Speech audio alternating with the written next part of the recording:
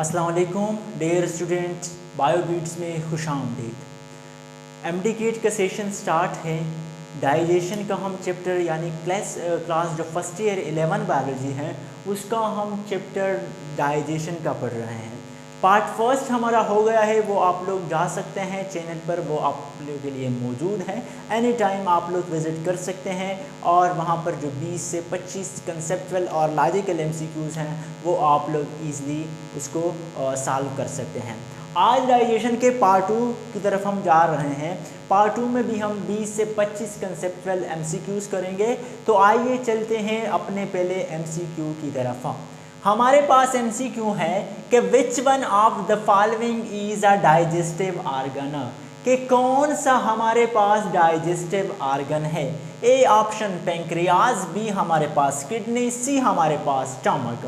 तो याद रखें कि ये जो डाइजेस्टिव ऑर्गन है हमारे पास वो कौन सा है। इसमें ऑप्शन जो है A option pancreas is a digestive organ. लेकिन पेंक्रियाज के साथ साथ एक दूसरा भी एक ऐसा ऑर्गन है जो डाइजेस्टिव ऑर्गन भी हम उनको कह सकते हैं, वो हमारे पास क्या है, लीवर। अगर मैं यहाँ पर ऐड कर दूँ डी ऑप्शन लीवर, सही है। तो याद रखिए कि पेंक्रियाज भी हमारे पास डाइजेस्टिव ऑर्गन है और साथ साथ में लीवर भी हमारे पास डाइजेस्टिव ऑर्गन है। सो अगर एक दिया हो मीन्स या पेंक्रियाज या लीवर में, तो फिर पेंक्रियाज या लीवर में किसी को भी आप क्या क्लिक करें। लेकिन अगर दोनों दिए हो तो याद रखें कि दिस बोथ यानी A pancreas and D liver both are correct. So आप लोगों ने फिर बोथ ए एंड डी के ऑप्शन को क्लिक करना है। नेक्स्ट एमसीक्यू हमारे पास है कि saliva contains digestive enzyme called. जो हमारे पास मुंह में सिलाइवा होता है वो कंटेन्स करता है एक डाइजेस्टिव एंजाइम पर, उस एंजाइम को क्या कहते हैं। A option salivary lipase, B हमारे पास सिलाइवरी एमाइलेज और सी हमारे पास बोथ का ऑप्शन जो है वह मौजूद है। तो याद रखिए कि जो हमारे पास सिलाइवा में एंजाइम है उस एंजाइम का नाम क्या है, सिलाइवरी एमाइलेज। ये आप लोग का एक एमसीक्यू हो गया। दूसरा एमसीक्यू यहाँ पर ये है, ये हो सकता है एग्जामिनर आपसे पूछ सकते हैं कि माउथ में किस चीज़ की डाइजेशन होती है। ए ऑप्शन दिया होगा प्रोटीन, बी कार्बोहाइड्रेट, सी हमारे पास लिपिड, डी हमारे पास फैट्स। तो याद रखें कि माउथ में हमारे पास, मैं यहाँ ऊपर लिख देता हूँ कि माउथ में हमारे पास सिर्फ किस चीज़ की, कार्बोहाइड्रेट्स, किस चीज़ की, कार्बोहाइड्रेट्स की डाइजेशन होती है। माउथ में हमारे पास एक होता है मैकेनिकल डाइजेशन, एक होता है केमिकल डाइजेशन। तो माउथ में जो हमें ग्राइंडिंग वगैरह का वो होता है टीथ के और टांग के ज़रिए, उसमें हमें कहते हैं कि दिस इज़ मैकेनिकल डाइजेशन। एक एमसीक्यू आप लोग का ये हो गया। दूसरा ये आपसे पूछ सकते हैं एग्जामिनर के माउथ में किस चीज़ की डाइजेशन हो सकती हैं, वो हमारे पास कार्बोहाइड्रेट होती हैं, ये दूसरा एमसीक्यू। और तीसरा ये कि आप लोग का जो सिलाइवा में एंजाइम है वो उसे क्या कहते हैं या उसका नाम क्या है, वो हमारे पास सिलाइवरी एमाइलेज हैं। तो आप लोग के 3 एमसीक्यूज़ यहाँ पर हो गए। जो रिलेटेड एमसीक्यूज़ होंगे वो मैं ज़बानी या बताया करूँगा, आप लोग अपने पास नोट करते जाइए, क्योंकि अगर मैं सारे के सारे लिखूँगा उससे आप लोग का टाइम वेस्ट होगा और वीडियो लंबी होगी। सो जो चीज़ें मैं ज़बानी बता रहा हूँ उन्हें काइंडली अपने नोटबुक में नोट किया करें अपने साथ। नेक्स्ट एमसीक्यू है कि food travels from mouth to stomach in यानी इन टाइम, कि जो फूड होता है हमारे पास वो माउथ से स्टमक की तरफ जब ट्रेवल करता है कितना टाइम इसको लग जाता है। ए ऑप्शन है 2 to 8 सेकेंड, बी हमारे पास 4 to 8 मिनट, सी हमारे पास 4 to 12 सेकेंड और डी हमारे पास 4 to 8 सेकेंड। याद रखिए ये एक इंपॉर्टेंट एमसीक्यू है, अक्सर जगहों पर आया है कि फूड जब ट्रेवल करता है फ्रॉम माउथ टूवर्ड्स स्टमक इसको कितना टाइम लग जाता है। तो याद रखिए कि 4 to 8 सेकेंड में फूड पहुंच जाता है माउथ से स्टमक की तरफ। सो आप लोग का ऑप्शन डी सही है। नेक्स्ट एमसीक्यू है कि food enter the stomach from the oesophagus through. Food enter होता है कहाँ पर, स्टमक में, एसोफेगस से। कौन से किया किस चीज़ की मदद से वो पहुंच जाता है? ए ऑप्शन है लोअर एसोफेगियल स्फिंक्टर, बी हमारे पास हायर एसोफेगियल स्फिंक्टर। सिंपल से एमसीक्यूज हैं, लेकिन मैंने आप लोग के लिए डाल दिया कि आप लोग को आता है या नहीं आता। सो याद रखें कि इसमें ऑप्शन जो है आप लोग का ए ऑप्शन सही है, यानी food travels from oesophagus towards stomach through a sphincter that is known as lower oesophageal sphincter. Next हमारे पास इंपॉर्टेंट एमसीक्यू है कि empty stomach has a volume of approximately. जब हमारी स्टमक एम्प्टी होती है, खाली होती है, तो उनकी वॉल्यूम कितनी होती है? A option 50 millilitre, B 1 litre, C 4 litre, D हमारे पास नन ऑफ दीज। तो याद रखें यहाँ पर आप लोग के पास 3 एमसीक्यू हैं, वो 1 मिनट में मैं आप लोग को करवाऊँगा। कैसे? आइए चलते हैं। पहले तो इसका जो सही ऑप्शन है वो आप याद रखें कि जो एम्प्टी स्टमक की हमारे पास वॉल्यूम होती है वो 50 मिलीलीटर होती है। सही है, एक एमसीक्यू हो गया। दूसरा, जब हम मील लेते हैं यानी जब हम खाना खाते हैं तो ये वॉल्यूम एम्प्टी यानी एम्प्टी वॉल्यूम, अब स्टमक क्यों नहीं रही, अब हमने क्या किया, फूड लिया, तो इनकी वॉल्यूम कहाँ तक पहुँच जाती हैं? तो याद रखिए कि आफ्टर मील आप लोग के स्टमक या हम सब के स्टमक का जो वॉल्यूम होता है वो 1 लीटर तक हो जाता है। ये आपका दूसरा एमसीक्यू। तीसरा ये कि ये वॉल्यूम कहाँ, मतलब कितने तक जा सकता है स्टमक का? तो याद रखें कि 4 लीटर तक ये वॉल्यूम एक्सपेंड हो सकता है। 3 एमसीक्यूज हो गए। दोबारा रिपीट कर देता हूँ कि एम्प्टी स्टमक का वॉल्यूम हमारे पास 50 मिलीलीटर है। आफ्टर द मील अगर हम बोले थे वो 1 लीटर हो जाता है, और ये it can expand up to 4 litre. So 3 MCQs आप लोग के हो गए। नेक्स्ट पे चलते हैं। The chyme slowly exit the stomach through and passes into the duodenum. ये जो हमारे पास कायम होता है, कल मैंने बताया था कि जब हम फूड लेते हैं, खुराक मुंह में, तो वो हमारे पास होता है बोलस की फॉर्म में, लेकिन ये बोलस जब हमारे स्टमक में पहुंच जाता है, वो खुराक जो पहुंच जाती है उसको हम नाम देते हैं कायम। और ये भी याद रखिए कि ये कायम जो होता है ये हमारे पास एसिडिक होता है। तो ये आप लोग के 3 एमसीक्यूज हो गए कि बोलस क्या चीज़ है, फिर जब स्टमक में पहुंच जाता है तो उसको कायम कहते हैं, और कायम हमारे पास एसिडिक हैं। तो अब ये पूछते हैं कि ये जो कायम जो एग्जिट होता है स्टमक से स्मॉल इंटेस्टाइन की तरफ, यानी ड्यूडिनम स्मॉल इंटेस्टाइन का फर्स्ट पार्ट होता है, तो वो किस चीज़ के थ्रू होता है? A option pyloric sphincter, B हमारे पास lower oesophageal sphincter, C D option तो मैंने दिए नहीं है, आप लोग के लिए सिंपल कर दिया। तो ये जो आप बी ऑप्शन है लोअर एसोफेजियल स्फिंक्टर, वो तो यहाँ पर मैंने एसोफेगस में बता दिया। तो ऑप्शन कौन सा आप लोग के पास बचता है?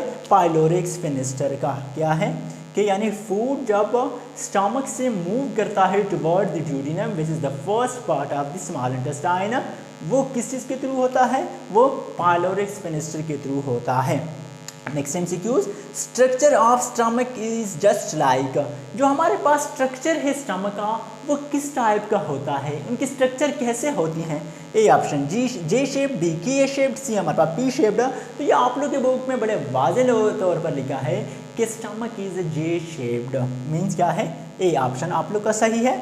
नेक्स्ट हमारे पास है the central and the largest region of the stomach is, जो हमारे पास स्टमक है उसमें सेंट्रल रीजन और साथ साथ में लार्जेस्ट रीजन कौन सा है? A option fundus, B body, C pyloric, D cardiac. तो आगे बंद करके लगाए, बी ऑप्शन आप लोग को आता है कि बॉडी जो है स्टमक का वो पार्ट है जो सेंट्रल भी है, और साथ साथ में ये हमारे पास क्या है?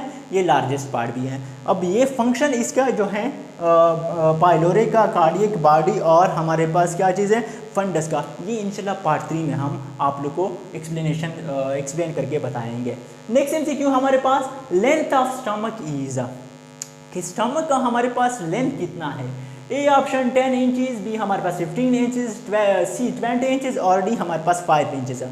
तो अब याद रखिए कि आप लोग के जो बुक में जो ऑप्शन दिया है वो है ए ऑप्शन, यानी 10 इंचज़ को क्लिक किया है, लेकिन एग्जामिनर आप लोग को वो कर सकते हैं ना, 10 इंचज़ की जगह आप लोग को 12 इंचज़ भी दे सकता है। क्या 12 इंचज़ भी दे सकता है?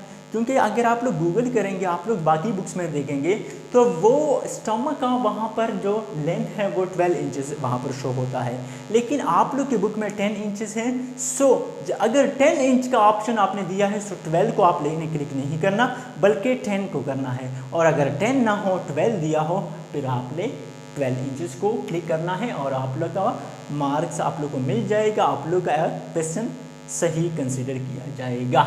नेक्स्ट एमसीक्यू हमारे पास है, parietal cells are also known as, A option oxyntic, B हमारे पास चीफ सेल, सी हमारे पास ज़ाइमोजेन सेल्स। तो याद रखिए इसमें अभी 3-4 एमसीक्यूज है वो मैं सब करवाता हूँ कि पहले तो ये याद रखिए कि जो पेरिटियल सेल्स हैं उनको हम ऑक्सीटेनिक सेल कहते हैं, ये आप लोग का एक एमसीक्यू हो गया। अब ये जो चीफ सेल है और ज़ाइमोजेन सेल्स हैं ये क्या होते हैं, चीफ सेल को हम ज़ाइमोजेन का नाम भी देते हैं, यानी chief cell is also known as zymogen cell. तो ये आप लोग का दूसरा एमसीक्यू हो गया। अब पेरिटियल सेल का क्या रोल है, क्या पेरिटियल सेल का रोल क्या है, तो पेरिटियल सेल का रोल किस चीज़ में है, HCl में है, यानी इट सिक्रीट्स दी HCl। सो ये आप लोग का तीसरा एमसीक्यूज यहाँ पर हो गया। और इसी तरह अगर आप लोगों से वो पूछें, क्या कहता हूँ, नेक्स्ट एमसीक्यूज है जो आप लोग का कि पेरिटियल सेल्स कंटेन्स करता है किस चीज़ पर, ए ऑप्शन है हाइड्रोजन एंड एटीपेज, बी हमारे पास हाइड्रोक्सिल एंड एटीपेज, सी हमारे पास बोथ। तो याद रखिए कि ये जो पेरिटियल सेल्स करता है तो होता है ये किस चीज़ पे कंटेन्स होता है, इसमें हाइड्रोजन भी होती है और साथ साथ में एटीपेज भी हमारे पास होता है। सो ये अपने पास याद रखें। फिर हमारे पास कहता है नेक्स्ट एमसीक्यू है कि chief cells are the precursor of which enzyme, ये जो चीफ सेल हैं या ज़ाइमोजेन सेल्स हैं ये कौन से एंजाइम के प्रिकर्सर हैं, A option pepsin, B trypsin, C हमारे पास एक्टिन। सो याद रखें कि जो पेप्सिन एंजाइम है दीज उनमें क्या चीफ सेल क्या है, प्रिकर्सर हैं, यानी chief cells are the precursors of pepsin enzyme. So आप लोग का ए ऑप्शन ठीक है। नेक्स्ट हमारे पास है mucus cell protect the stomach wall from, अब ये जो सारे सेल हम पढ़ रहे हैं कौन सा, म्यूकस सेल क्या है, चीफ सेल क्या है, या ज़ाइमोजेन सेल क्या है, या पेरिटियल सेल क्या है, ये हमारे पास या ऑक्सीटेनिक सेल क्या है, या हमारे पास हार्मोनल सेल क्या है, ये क्या कहाँ पर होते हैं, ये सारे स्टमक में होते हैं। सही है, ये सेल आप लोग याद रखें। को पूछा ये है अब एमसीक्यू में कि mucus cell protect the stomach wall from, जो म्यूकस सेल हैं ये स्टमक वॉल को प्रोटेक्ट करता है किस चीज़ से, ए ऑप्शन है gastric juice, B gastric acid, C हमारे पास गैस्ट्रिक बेस जो अपनी तरफ से मैंने दिया है। तो याद रखें कि ये जो सही ऑप्शन है गैस्ट्रिक एसिड्स, यानी म्यूकस सेल सिक्रीट क्या करता है, म्यूकस सिक्रीट करता है और वो म्यूकस प्रोटेक्ट करता है the stomach wall from the gastric acids. MCQ आप लोग का हो गया। नेक्स्ट हमारे पास है gastrin is released by endocrine cell in the stomach in response to, stomach में एक हार्मोन है जिसका नाम है गैस्ट्रिन, वो कहता है कि रिलीज होता है या रिलीज होता है, कौन रिलीज करता है, एंडोक्राइन सेल रिलीज करता है, किस चीज के लिए, यानी किस चीज के लिए वो रिलीज करता है या किस चीज के रिस्पांस में वो क्या करते हैं, रिलीज करते हैं। A option arrival of food, B हमारे पास रिलीज ऑफ फूड, सी हमारे पास बोथ। तो याद रखें जो ए ऑप्शन है अराइवल ऑफ फूड वो उसके लिए क्या करता है, जो एंडोक्राइन सेल हमारे पास होते हैं वो क्या करते हैं, ये गैस्ट्रिन जो हार्मोन है इसको रिलीज करता है जब स्टमक में क्या फूड पहुंच जाता है, अराइवल हो जाती है फूड की, तो ये इनकी सिक्रीशन करता है। नेक्स्ट हमारे पास है most inner layer of stomach is called, याद रखिए स्टमक में हमारे पास 3 लेयर होते हैं। सो ये एक एमसीक्यू नहीं है, 3 एमसीक्यू है। कैसे वो क्वेश्चन में तो पूछा है कि मोस्ट इनर लेयर कौन सा होता है स्टमक का, ए ऑप्शन म्यूकोसा, बी सब म्यूकोसा और सी हमारे पास सीरोसा, डी हमारे पास नन। तो याद रखिए कि जो मोस्ट इनर लेयर है स्टमक का वो हमारे पास म्यूकोसा होता है, एक एमसीक्यूज। दूसरा अगर मिडिल लेयर का पूछे तो वो हमारे पास सब म्यूकोसा होता है, यानी पहले हमारे पास क्या होता है म्यूकोसा, उनको सराउंड किया होता है किसने, मिडिल लेयर ने, जिसको हम नाम देते हैं सब म्यूकोसा। दो एमसीक्यूज हो गए। तीसरा अगर आउटर लेयर का आप लोगों से पूछे कि स्टमक का आउटर लेयर क्या कहलाता है, वो हमारे पास सीरोसा कहलाता है। ये आप लोग के 3 एमसीक्यूज हो गए हैं। सो पार्ट 2 यहाँ पर एंड होती है, पार्ट 2 की जो डाइजेशन की है। इंशाल्लाह पार्ट 3 आप लोगों को कल मिल जाएगी। लेकिन जिन्होंने ये एमसीक्यू स्किप किए हैं मैं उनसे रिक्वेस्ट करता हूँ कि वो चैनल पर दोबारा जाएं, इन एमसीक्यूज को करें, इन एमसीक्यूज को सॉल्व करें। इंतहाई मैंने सिंपल किया है आप लोग के लिए, हैं ये बहुत कंसेप्चुअल और लॉजिकल एमसीक्यूज। और ये भी मैं कह दूं कि इंशाल्लाह जब आप ये सारे एमसीक्यूज हमारे साथ करेंगे, यानी हर चैप्टर वाइज करेंगे, तो आपका 80% चैप्टर यहाँ से कवर हो जाता है। तो और आपको क्या चाहिए, एग्ज़ाम में जब आप जाएंगे, आप बैठेंगे तो आपको याद आएंगे कि यार ये तो सर ने हमें कराया था। तो फिर वहाँ अफसोस करने की बजाय अभी आप लोग के पास 25 दिन है ऑलमोस्ट, या सिंध वालों के पास 20 दिन है, 18-19 को है उनका और 26 को हमारा केपीके का है। सो 20-25 दिन आप लोग के पास हैं, इन्हें अपने साथ देखते जाएं, इन्हें अपने साथ नोट करते जाएं, इंशाल्लाह ये आप लोग को बड़ा फ़ायदा देगा। सो लास्ट में इतना कहूँगा कि वीडियो अगर आप लोग को अच्छी लगी हो तो लाइक कर दें, चैनल पर नए आए हैं तो सब्सक्राइब कर दें और बेल आइकन को मस्ट प्रेस करें ताकि आने वाली वीडियोस आप लोगों तक ईज़िली पहुंच सके। तब तक के लिए खुश रहिए, हंसते रहिए, मुस्कुराते रहिए और मुझे अपनी दुआओं में याद करते रहिए। अल्लाह हाफिज़।